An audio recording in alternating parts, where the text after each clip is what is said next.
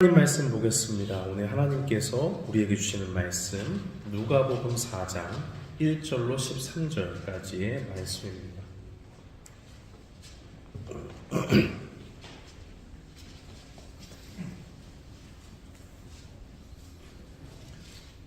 하나님께서 오늘 우리에게 주시는 말씀 누가복음 4장 1절로 13절까지의 말씀,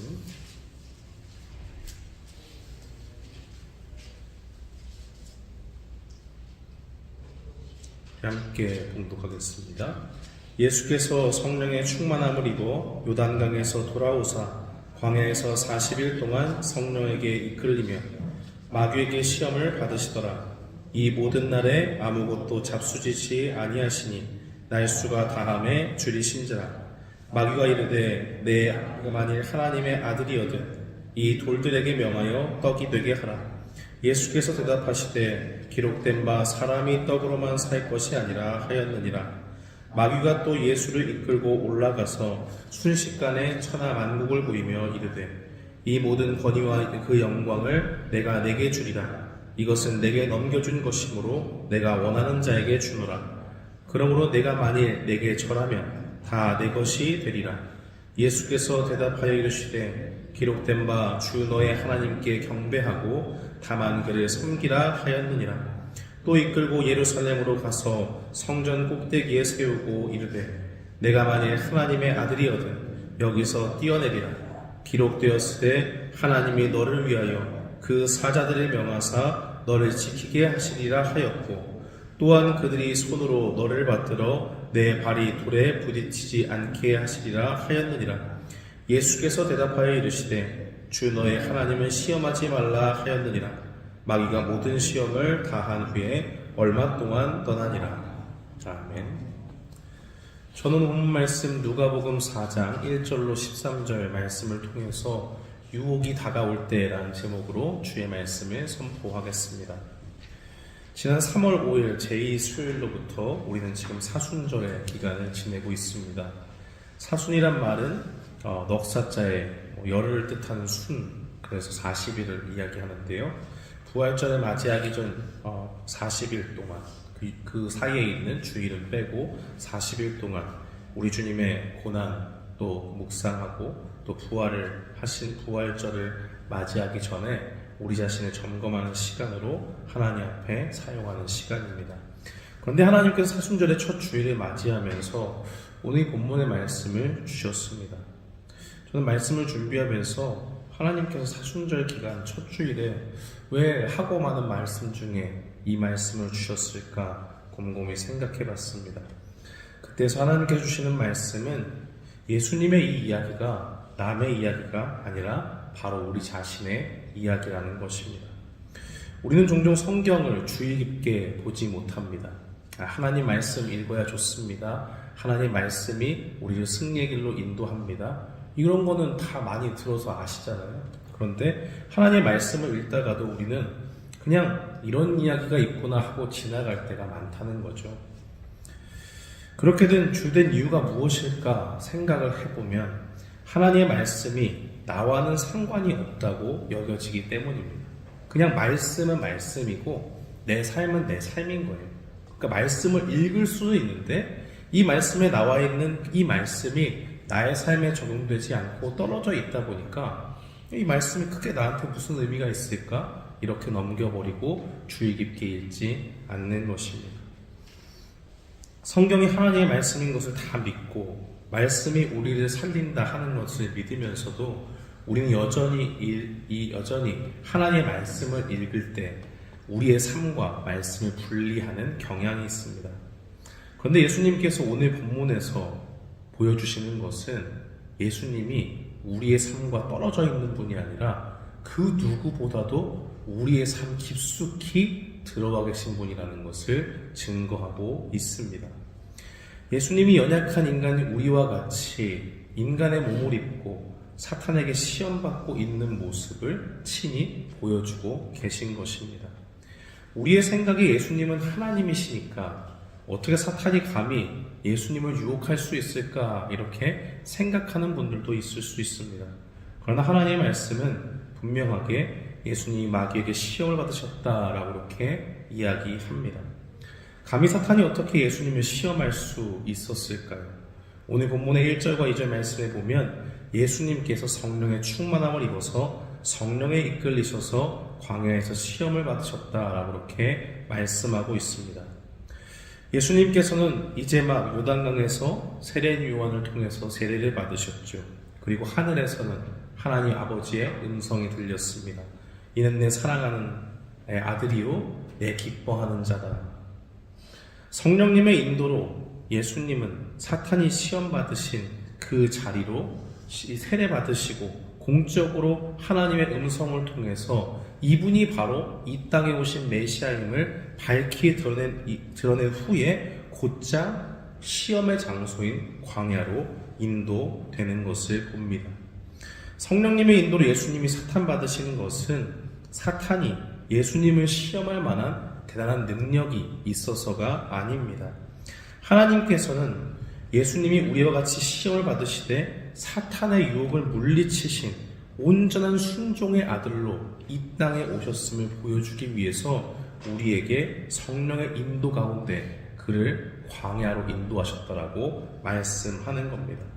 사탄은 그 성격대로 하나님이 지으신 첫 번째 사람 아담을 유혹한 것처럼 예수님도 어떻게든 시험해서 유혹해서 넘어뜨리기를 원합니다. 그러나 성령님은 사탄의 유혹이 있을 때에 예수님이 유혹 가운데 넘어지지 않고 승리하신 분임을 우리에게 보여줍니다. 그래서 우리가 이 땅 가운데 의지할 분, 죄에서 승리케 하시는 우리 주 예수님밖에 없구나 하는 것을 보게 하는 겁니다. 사랑하는 성도 여러분, 하나님께서는 여기에 있는 모든 이 자리에 모여있는 모든 주님의 자녀들이 하나님께서 보내주신 예수님처럼 마귀의 유혹을 물리치시고 말씀 가운데서 늘 승리하는 삶 살기를 원하십니다. 그저 예수님이 시험받고 이기신 이야기를 통해서 이런 이야기가 있었구나 하는 정도로 그치지 않고 유혹에서 승리하신 주님을 바라보면서 곧 그 승리의 이야기가 우리의 이야기가 되기를 원하신다는 겁니다. 하나님은 바로 그 승리의 길을 예수님이 보여주셨으므로 주님의 도우심을 구하면서 이 땅 가운데 우리도 주님과 같이 마귀의 유혹을 이겨나가라고 말씀하십니다. 그렇다면 우리 예수님은 사탄이 유혹하려고 할 때, 그 유혹으로 자신을 넘어뜨리려고 할 때 어떻게 승리하셨을까요? 결론부터 말씀드리면 예수님께서는 말씀의 검을 가지고 그 유혹을 물리치셨다라는 것을 보게 됩니다. 사탄은 예수님을 3번 유혹합니다. 첫 번째 보면 3절 말씀에 마귀가 이르되 내가 만일 하나님의 아들이거든 이 돌들에게 명하여 떡이 되게 하라 라고 그렇게 말씀하고 있습니다. 예수님께서는 2절 말씀에 40일 동안 광야에서 금식하셨다는 것을 우리에게 분명히 합니다. 예수님은 굉장히 배가 고픈 상태였습니다.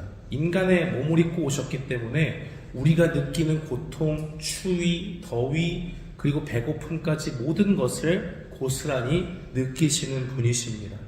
사탄은 참 악랄해서 이 배고픔의 상태가 극치에 달해 있는 그 순간을 이용해서 예수님을 죄 가운데로 인도하려고 합니다. 예수님은 그 가운데 자신이 가지신 능력으로 당장에 가지신 그 육체적인 욕구와 욕망을 해결하지 않으십니다. 사탄은 그렇게 얘기해요. 예수님이 하나님 아들이신 거 나도 아는데요. 정말 맞다면 능력으로 지금 줄임배를 당장 채우는 거 해보세요. 라고 그렇게 이야기합니다.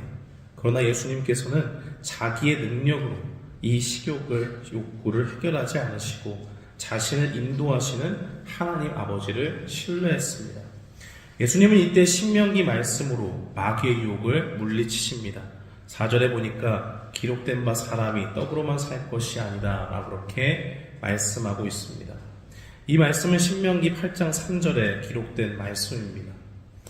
하나님의 인도하심을 받아서 출애굽을 경험한 그 은혜를 체험한 이스라엘 백성에게는 하나님께서 요구하시는 한 가지가 있었죠. 아무런 도움을 받을 수 없는 광야 가운데서 오직 하나님만을 의지하는 법을 배우라고 말씀합니다. 출애굽의 은혜 가운데서 하나님이 먼저 보장하신 것은 딱 한 가지밖에 없어요. 그들이 나와서 나를 예배할 것이다. 예배하면 뭐 한다는 거죠? 광야 가운데 일어나는 모든 벌어진 일들, 그거는 걱정할 필요가 없다라는 주님의 약속의 말씀입니다. 처음부터 그들에게 광야 가운데서 아무것도 구할 수 없는데 너희가 나오기만 하면 내가 이거 주고 저거 주고 다 공급해 주겠다 하지 않으십니다. 오히려 애국왕 앞에 가가지고 바로왕 앞에 가서 이야기할 때도 전하시는 이야기는 단순해요. 이들이 나와서 다른 우상들을 섬기지 않고 나를 예배하고 섬길 것이다. 그러면 하나님이 광야에서의 삶은 그냥 전부 다 책임져 주시는 겁니다.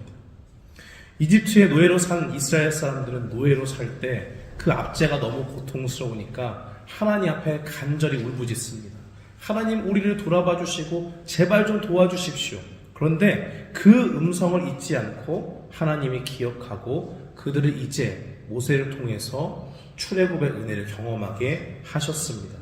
그런데 그 은혜를 경험하고 난 다음에 이스라엘 백성들은 어떻게 행했을까요? 막상 하나님의 도우심은 이제 다 끝났다라고 생각하고 광야에서 생활을 하니까 이집트에서 먹던 그 음식이 없으니까 우리가 이제 죽게 되었구나 라고 하면서 하나님을 원망하게 되었습니다. 모세를 원망했지만 결국 그것은 모세를 통해서 그들을 광야 가운데로 인도하신 하나님을 향한 원망이었습니다. 그들은 당장에 식욕이라는 욕구가 해결되지 못하니까 언제 그러냐는 듯이 하나님을 금세 신뢰하지 못하고 불신한 가운데 빠지는 것입니다. 그래서 하나님이 그 가운데 만나와 메추라기를 은혜 가운데 또 주시죠. 곡식이 날 수 없는 곳에도 살 수 있고 곡식을 스스로 너희가 모아 거두어 들이지 않아도 내가 나를 의지하기만 한다면 너희를 먹이고 입히겠다라고 하는 하나님의 훈련을 위해서 그들에게 은혜를 베풀어 주십니다. 이스라엘 백성들은 자신의 욕구를 바라보면서 사탄의 유혹에 넘어지고 원망하는 가운데 빠졌습니다. 그러나 예수님은 이 유혹에서 말씀 가운데 승리하셨습니다. 사탄은 얼마나 교묘한지 주님이 자기 자신을 위해서 능력을 행할 수 있는 분이라는 것을 부인하지 않습니다. 오히려 하나님의 아들이시기 때문에 그 능력을 자기의 유익을 위해서 사용하라고 부추깁니다. 그런데 예수님께서는 우리가 잘 알듯이 한 번도 자기 유익을 구해서 사신 바가 없습니다. 자신의 욕심을 채우고자 그의 능력을 남용하는 일도 없었습니다. 물고기 2마리와 떡 2개로 많은 사람들이 음식이 없을 때에 예수님은 먹이신 적이 있죠. 그런데 그때도 자신이 무슨 그런 큰 기적을 통해서 영광 받으려고 하신 적이 없습니다. 오히려 그러한 기적을 베푸신 것은 자신이 하나님의 아들이심을 나타내기 위한 하나님 아버지의 뜻을 이루고자 함이지 내가 뭐 그 가운데 큰 영광 얻겠다 하신 적이 없다라는 것입니다. 사랑하는 성도들, 사람이 살고 죽는 것은 육체의 욕구를 해결하는 데 달려있지 않습니다. 오직 하나님의 말씀은 우리에게 증거하기를 우리가 육신의 음식이 없어서 죽는 것이 아니라 하나님의 말씀이 없어서 죽는다라고 말씀하고 있습니다. 오직 우리를 향해 말씀하시는 주님을 깊이 신뢰할 때 우리는 떡이 없어도 살 수 있고 없는 중에도 있게 하시는 하나님의 은혜를 맛볼 수 있습니다. 바로 우리는 하나님의 말씀 가운데서 이 주님의 그 우리를 향한 선하신 뜻을 신뢰할 수 있는 그 힘을 얻고 나아가기 때문에 우리는 언제나 말씀 가운데 주님을 신뢰하며 나아가야 됩니다. 두 번째로 사탄의 유혹은 첫 번째 유혹으로 그치지 않고 계속적으로 두 번째 유혹으로 이어지는 것을 보게 됩니다. 6절과 7절 말씀에 보면 사탄은 마치 자기가 이 세상의 모든 것을 다 가진 것처럼 예수님을 유혹하고 있습니다. 천하 만국을 보여주면서 자신이 온 세상을 다스리시는 하나님처럼 꾸미고 있고 변장하고 자신을 경배하라고 유혹합니다. 그렇게 하면 모든 영광을 예수님께 주겠다라고 그렇게 유혹합니다. 그때 예수님은 신명기 6장 13절 말씀으로 마귀의 유혹을 물리치십니다. 예수님은 8절에서 주 너의 하나님께 경배하고 다만 그를 섬기라 하였느니라 라고 그렇게 말씀하고 있습니다. 사탄은 이 세상으로 쫓겨났으면서도 여전히 많은 사람들에게 자신이 하나님인 것처럼 속입니다. 그러나 실상은 하나님께서 허락하신 범위 내에서만 활동할 수 있는 것이 사탄의 한계입니다. 욥이 이 땅에서 고난을 받을 때에 사탄은 욥을 괴롭히기를 원했습니다.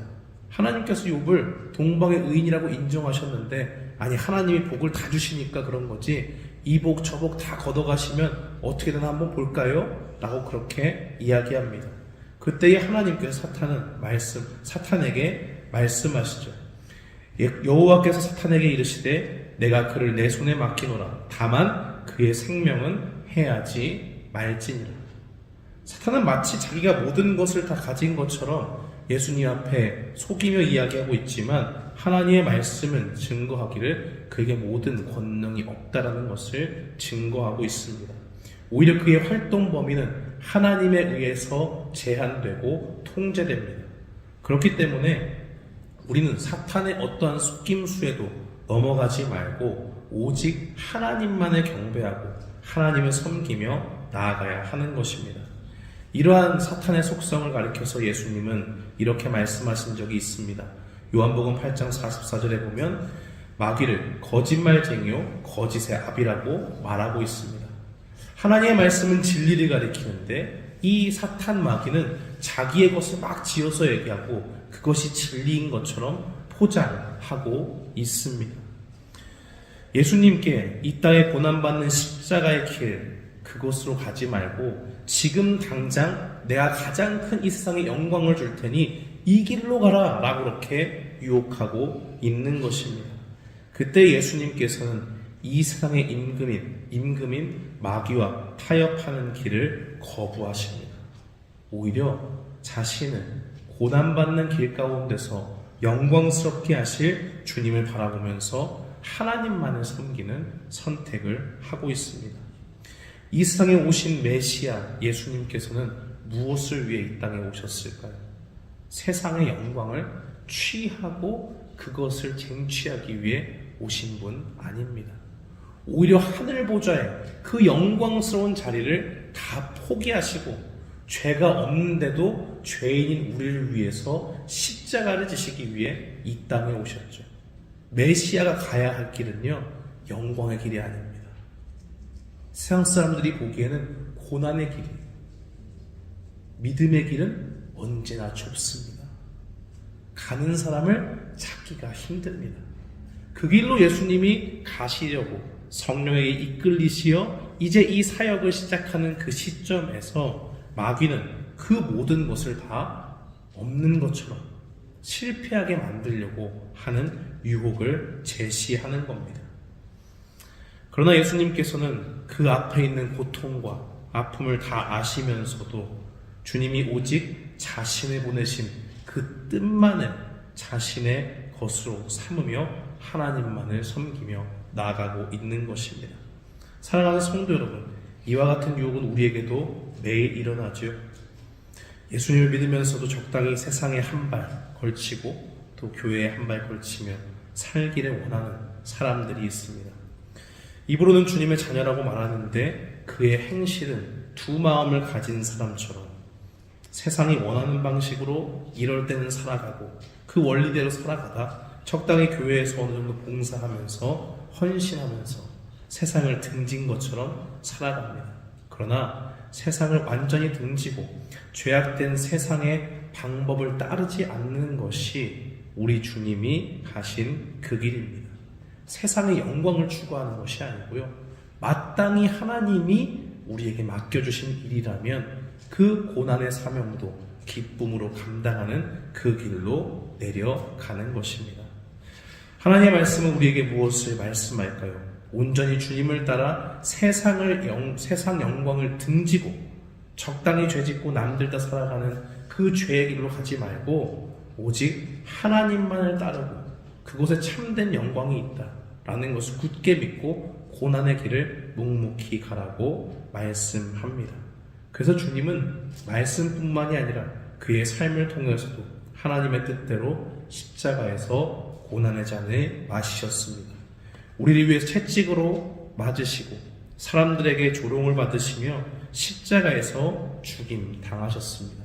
그러나 그의 굳은 하나님을 향한 신뢰, 말씀 가운데서 주님을 바라봤을 때 하나님의 십자가의 죽음으로 그의 생이 끝나지 않게 하시고 부활의 영광으로 들어가 하나님의 영원한 보좌 우편에서 주님의 영광을 보여주십니다.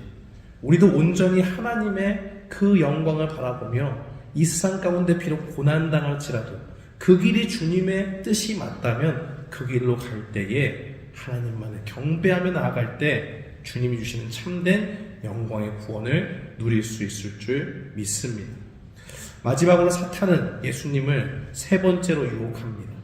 9절 말씀에서 예루살렘 성전 꼭대기에 세우고 이르되 내가 만일 하나님의 아들이거든 여기서 뛰어내리라 라고 그렇게 말합니다.